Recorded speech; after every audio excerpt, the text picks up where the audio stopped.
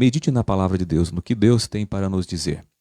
Nós falamos com Deus através da oração e uma das maneiras que Deus fala com a gente é através da Bíblia, da palavra de Deus. E o assunto que eu quero falar aqui está no Evangelho de João, no capítulo 6. O título que eu dei para essa mensagem de hoje é a seguinte: Jesus alimenta uma multidão de pessoas e perde seguidores. Estranho, não? Hoje, na era da internet, onde tem as redes sociais aí, onde as pessoas querem atrair seguidores e ganhar mais pessoas para estar aí nas suas redes, hoje é comum as pessoas fazerem isso. Mas o detalhe é que o porquê que isso aconteceu. Eu vou contar para você o que estava se passando.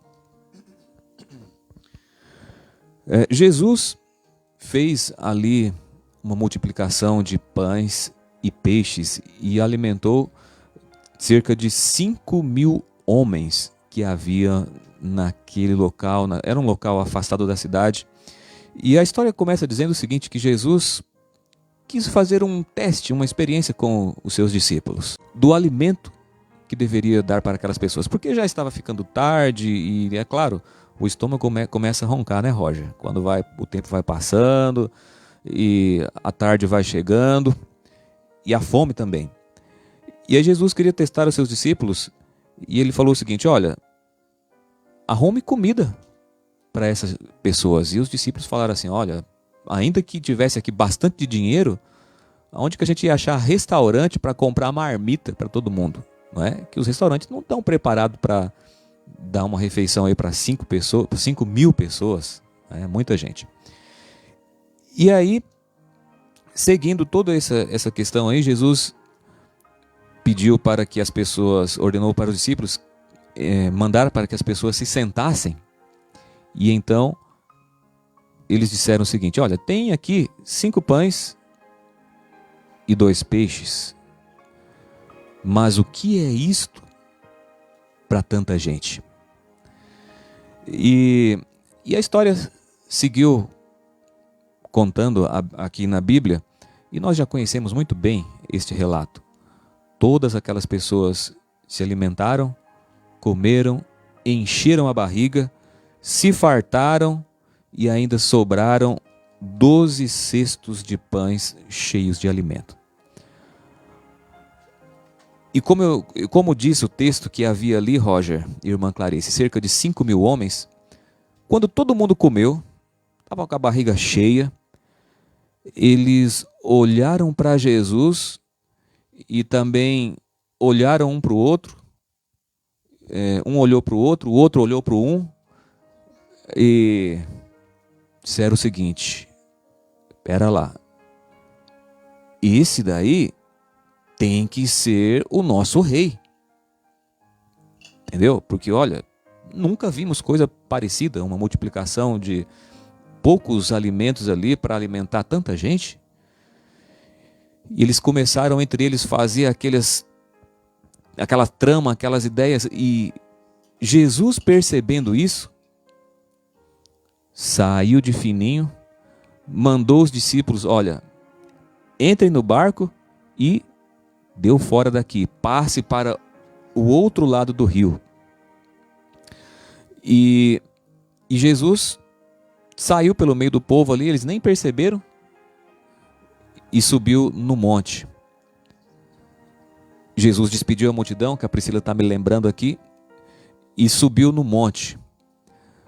Mas frustrou o plano daquelas pessoas que queriam tornar Jesus como o rei. Não, esse não era o plano de Jesus, não era o projeto de Deus naquele momento. E aí Jesus deu ordem para os discípulos cruzar o lago, cruzar o mar. Depois ele foi andando por sobre as águas e encontrou com os discípulos. E aquelas pessoas ficaram meio perdidas ali, sem saber o que fazer.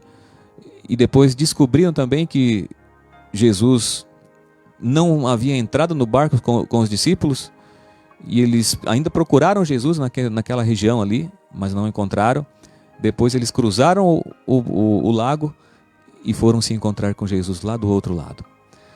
E o detalhe interessante é que no versículo 25 eles fizeram uma pergunta para Jesus.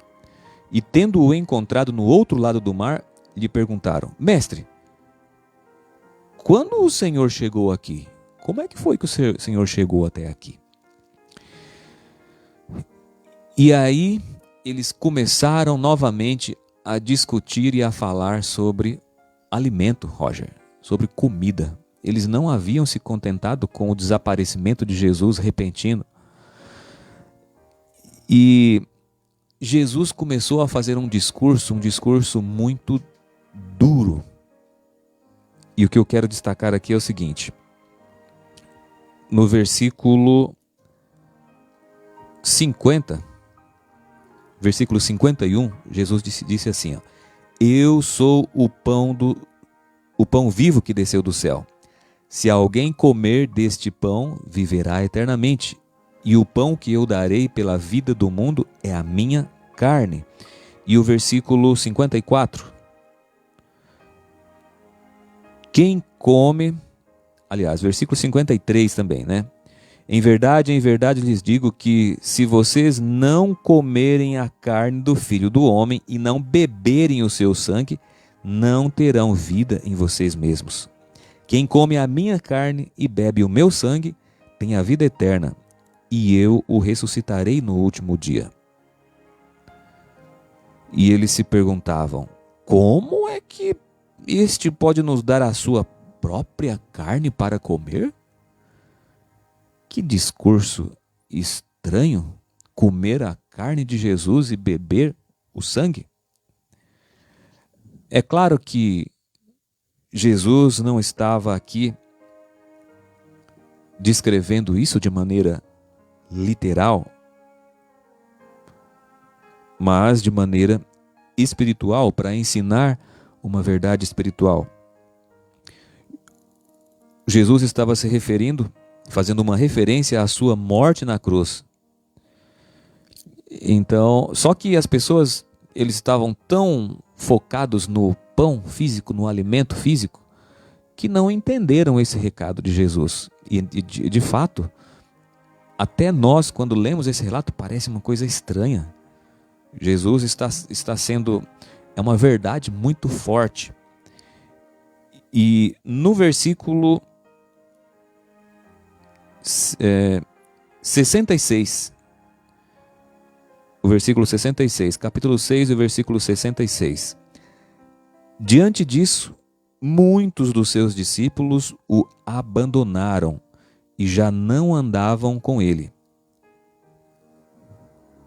Diante desse discurso, muitos se afastaram de Jesus. Mas Jesus disse o seguinte para os 12: e vocês? Será que vocês também querem se retirar? Será que vocês também querem se retirar? E Pedro respondeu: Mestre, para onde iremos, se só tu tens as palavras da vida eterna? E quem foram as pessoas que se retiraram, que se afastaram de Jesus? Foram aqueles que não haviam sido enviados por Deus. O próprio Jesus responde aqui no versículo 65, ele disse assim, e prosseguiu: por causa disto é que falei para vocês que ninguém poderá vir a mim se não lhe for concedido pelo Pai. Então, para confiar em Jesus, temos que crer nele.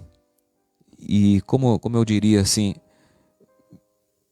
não somente por acreditar no poder e nos milagres que ele faz, porque muitas vezes na nossa vida não acontece milagres, mas temos que acreditar em Jesus, porque ele é o Filho de Deus. Ele é a palavra encarnada. E também porque, independente do que Ele faça ou deixa de fazer na nossa vida, Ele é Deus. Então, são esses os que são enviados pelo Pai. Aqueles que acreditam em Jesus por causa de milagres, por causa das obras que Ele faz apenas, não são sinceros, não são verdadeiros. Temos que mergulhar de cabeça e acreditar em Jesus, porque somente Ele é que nos traz a vida eterna, independentemente daquilo que nós pensamos ou queremos da nossa própria vontade. Eles queriam uma coisa, queriam que Jesus se tornasse o rei, o líder deles naquele momento. Mas Jesus frustrou os planos deles. E ao Jesus frustrar os planos deles, às vezes frustrar também os nossos planos, as nossas ideias, a nossa vontade, será que vamos continuar acreditando em Deus? Será que vamos continuar acreditando em Jesus? Que você pense, medite e reflite neste texto da palavra de Deus e no ensinamento de Jesus também.